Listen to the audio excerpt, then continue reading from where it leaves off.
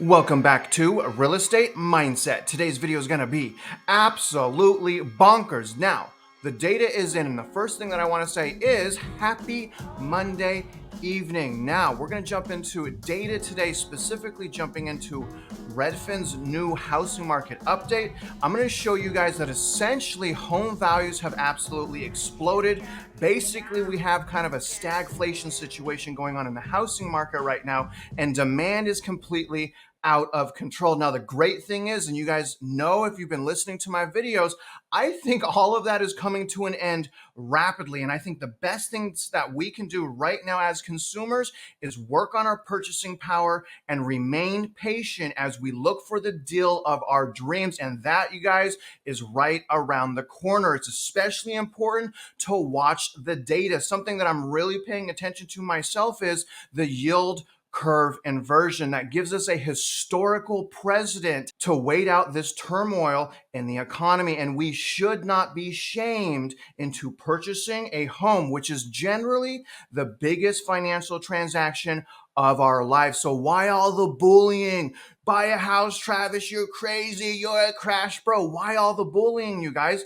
The reason for all the bullying is real estate creates an immense amount of profit for so many people. When you get content creators like me that are basically blowing the whistle, the industry starts hating me because I'm messing with their money flow, which in reality, what I'm trying to do here, guys, is make everyone aware, including realtors, because realtors are the first line of defense for first-time home buyers not getting taken advantage of, but they're failing miserably. Regardless, this is what we'll talk about today. And if you guys can like this video, every time you guys like this video, YouTube shares my video and it helps my channel grow. So if you don't mind, please, you guys like the video, share it, subscribe, and also shoot me some comments below because you already know I love hearing from you. Now, the name of today's Redfin article is Housing Market Update. U.S. home prices rise for the first time in nearly 5 months. And y'all did hear me correctly. We now have a national average of year-over-year growth. Again, on a national average. So the spring and summer home buying season has been completely off the charts. Elevated mortgage rates are cutting into buyers' budgets. A buyer on a $3,000 monthly housing budget has lost $30,000 in purchasing power just over the last 5 months. And I don't want that to happen to you guys, so we need to maintain and improve our purchasing power right now. How do we do it? Credit, income, assets, knowledge. But this week's inflation report, which shows that consumer prices are cooling quickly, provides a glimmer of hope that mortgage rates could gradually start to come down. This goes on. The median U.S. home price rose 1.5% from a year earlier during the 4 weeks ending July 9th, the first increase in nearly 5 months. Average weekly mortgage rates are at their highest level since November of 2022, bringing the typical homebuyer's monthly mortgage payment to a near record high of $2,627. If you guys really want to dig into the purchasing power and how much purchasing power has really been hampered and really kind of evaporated, this chart will show it. This is basically showing if you're on a certain payment, like if my budget's $2,000, this is basically going to show me what loan amount I qualify for based on the interest rate. So when interest rates were like way down here at 3%, I can get a $400,000 house, you guys, at a $2,000 mortgage payment. That's incredible. But when we fast forward to about 7% right here, that goes from over $400,000 that I could qualify for to $295,000. That is a massive, massive decline in purchasing power across the nation. Now, that decline in purchasing power is lagging, obviously, because of the lack of inventory. It appears that our housing market is doing so well. But the reality is we have a crazy buying problem right now that is quickly fading away. The money is being burned out of our system at the fastest rate since 1922.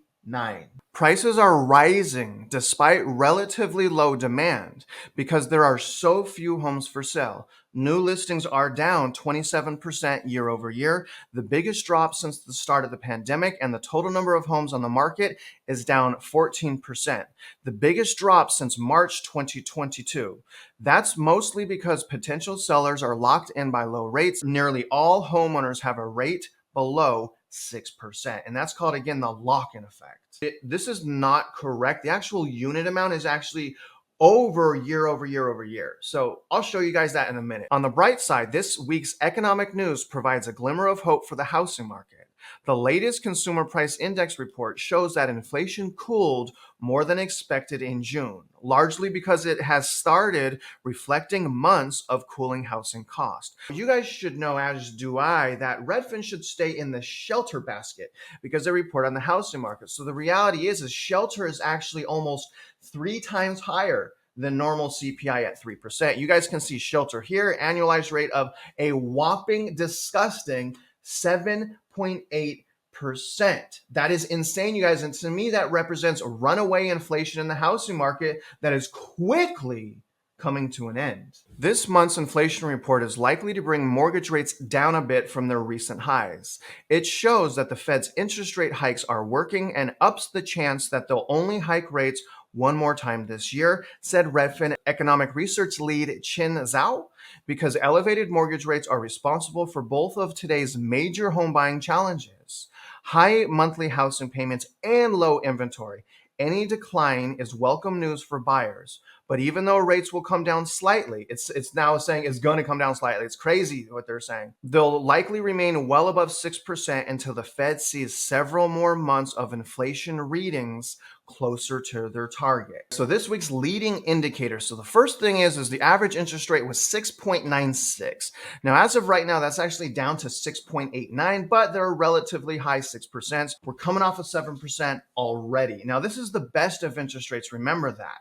If you have any challenges, more than likely your interest rate can be 50 to 75 basis points higher than what you see here. Now, as far as mortgage purchase applications, this is a really big set of data that I've been watching. That's still down 26% from a year earlier. So you can see there has been a pickup in business. This was down sharply at the beginning of the year. It has rebounded slightly. A 26% loss, you guys, is still devastating. And I can feel that myself. Now, the seasonally adjusted Redfin home buying demand index was up 5% year over year. So obviously people still want to buy houses, and why wouldn't they, you guys? The media has completely changed the narrative. This time last year, we were talking about caution, housing market crash. Now people are talking about just send it, buy a house, you're doomed, we're not going into recession, the Federal Reserve won. Even though we're inverted, we're still inverted on the yield curves. That's a huge economic warning. Anyways, moving on, Google searches for homes for sale was actually down 15% from a year earlier. Touring activity is up 5% from the start of the year. Touring activity data that they use is actually kind of useless because it's just window shopping. Now take a look at these huge changes, you guys. The median sales price was $383,750. So week over week, that should have only gone up $750. Okay, so $750 increase. However, it's up 1.5% year over year. This is the first time we have hit year over year as far as median sales price on Redfin data. Now, home prices declined still, you guys. However, I want to make a point that the spring and summer buying season was not able to lift a substantial amount of metros off of the year over year decline list. And guess what, you guys? We're entering fall and winter seasonal decline. So the fact that Austin or Detroit, Las Vegas, Phoenix, or Fort Worth couldn't lift over year, they're going to be devastated this year once that pendulum swings into the normal fall and winter seasonal decline. But Austin improved to only negative 9% year over year, followed by Detroit at 7.4. And then we also have a lovely Las Vegas at 6%, Phoenix at 5.5%, and Fort Worth at 5.3%. Now, before we get into visualizing some of these charts, I want to make a point real quick on the fact that new home builders have literally cornered out and etched out a piece of the housing market that nobody can touch, because these new home builders are generally offering interest rates that are 30-year fixed rate mortgages, you guys, 2 or 3% under what you or I can get when we purchase a resale house. And you can really see that here when I simply log on to Lennar's website and see that they're offering a fixed rate, you guys, a freaking fixed rate at 4.25 plus $10,000 in closing costs. Now, depending on the loan amount, that's probably costing them $30, $40, $50,000 just to offer that. And that amounts to a $600 difference in monthly payment on a $400,000 loan. Think about that. It's a bunch of trickery right now, and people are falling for it. The data is tainted. The data is sour. All right, so visualizing some of this data, we are starting with median sales price. Now, this is right around the time right here when I was hoping for our whiplash downward, but you guys can see that we are finally over for the first time since about February for year-over-year growth. So we finally have year-over-year growth. But you guys, I'm not tripping because between right now and about right here, okay, we will have that whiplash downward.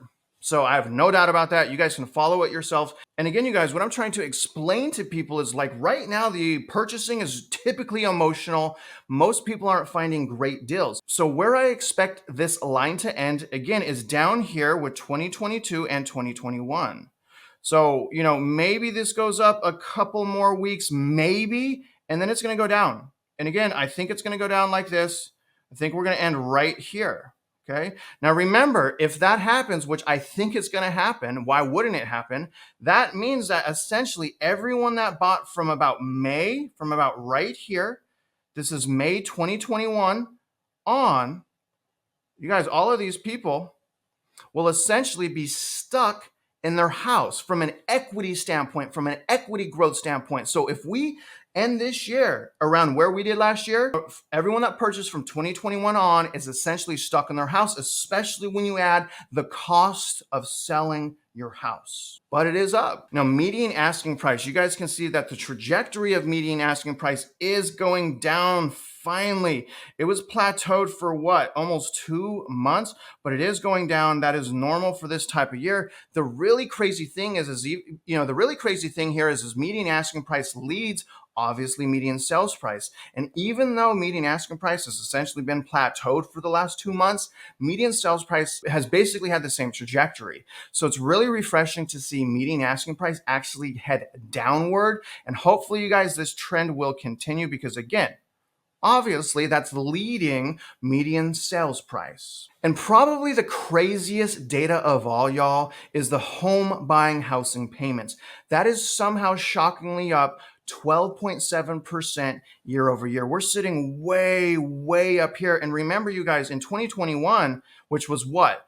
Which was 2 years ago, we were sitting down here. We were sitting at about what, $1,600 as far as a mortgage payment. So in just 2 years, the average mortgage payment has gone up $1,000. And the fact of the matter is, guys, that is not sustainable. But not only that, you guys, a lot of the existing homeowners are getting beat up in this market as well from insurance increase, property tax increases, and just the overall ability to afford to live comfortably, especially if people are on a fixed income. The unaffordability crisis right now, you guys, I'm telling you, it is unraveling our economy. It's just taking more time than a lot of us were hoping because of the money supply. But again, the money supply is dwindling at the fastest rate since the Great Depression. Now we go back to pending sales, you guys. Pending sales is taking a turn downward. We will see if that trend continues, but pending sales are down 14.8% year over year. And the reality is that should be higher.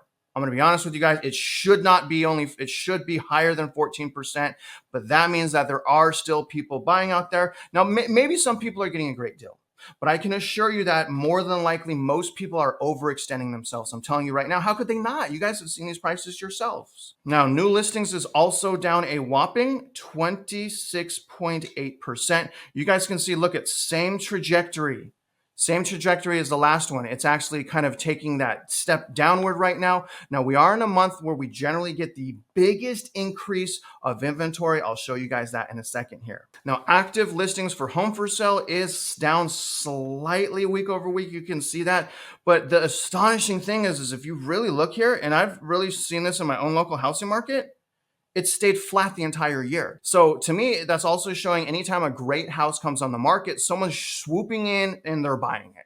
To me, that's what that shows. Now, we do have some good news. Finally, we have some good news, you guys. This is a sharp, drastic turn. This is probably the best news in this entire video, but our months of supply are up pretty sharply to 2.8 months of supply. That's right, you guys. And more than likely, that is going to continue from here on out. And as that continues again, that will put more pressure on prices to go down. And when the buyers stop propping up the housing market, it's going to come crashing down. We've already seen it happen. But beautiful trajectory, really sharp trajectory upward as far as the months of supply available on the market. That is the first set of good news as far as inventory that we have had in a while. So we want that trajectory obviously to continue. Now you can look at this data set here, 37% of homes sold above final listing price. So we're at 36.8% as far as bidding wars. We're down pretty drastically from 2021 and 2022, but this shows us, you guys, the market is still playing the seller's market, right? This is a seller's market type of situation. This should not be that high. It should be like, it probably should be under 20%, quite frankly. But this is telling me that it's still a toxic housing market out there. Again, it's quickly changing. The sentiment out there is just so crazy how people forget to remain cautious. It's crazy to me. This is an interesting piece of information, you guys. This is actually plateaued. I have no idea why it plateaued. I find it extremely interesting, but still we have 5.5% of listings that did have price cuts, but you can see kind of the plateau right there. We are still incredibly high for listings that have had price cuts. Now, here's what I really want to focus on. This is demand, you guys, and this has pretty much been plateaued the entire year, which is so intriguing to me. Demand was actually much hotter in 2022, yet the inflation is now worse this year. You can't explain that, you guys. There's only two things that have really changed. The first thing that has changed is the media narrative. Instead of the media cautioning people about the housing market, they're now saying everything's okay. We're avoiding a recession. Unaffordability is here to stay. You should be afraid of unaffordability. And the other thing is the outrageous, insane, ridiculous home buying incentives for builders. That's the only things that's changed, you guys. We have more inventory right now and things are more expensive. That means prices should be going down at a faster pace than last year, but they're not, at least not yet. I want to remind us where we're at as far as monthly supply of new homes, because I'm telling you guys, the new home data is tainted. It is not giving us a true depiction of the housing market. You guys can see here that the supply of new homes is off the charts, even though we do have a crisis in resale. New homes are exploding, and this is a decade graph here. We have more supply than we did pre-pandemic. You guys can see that except right around the end of the year, but this is probably going to go up. So the fact that we still have 6.7 months of supply during spring and summer home buying season means that they will not be able to sustain through fall and winter seasonal decline. They're not going to sustain. This is way too much inventory. But not only that, look at the prices. We can clearly see what's happening in new construction. This goes back to 1988. Do you guys see the bubble? Do you guys see the peak? Do you see the decline? We're down double digits right now for new home values. And you guys, that's in the face of outrageous home buying incentives. So what does this all tell us? It tells us it's not sustainable. If this was sustainable, this would keep going up, because remember, they were not giving us these crazy buying incentives this time last year. So they're giving us these home buying incentives, making their books look great, but look it, they can't hold value.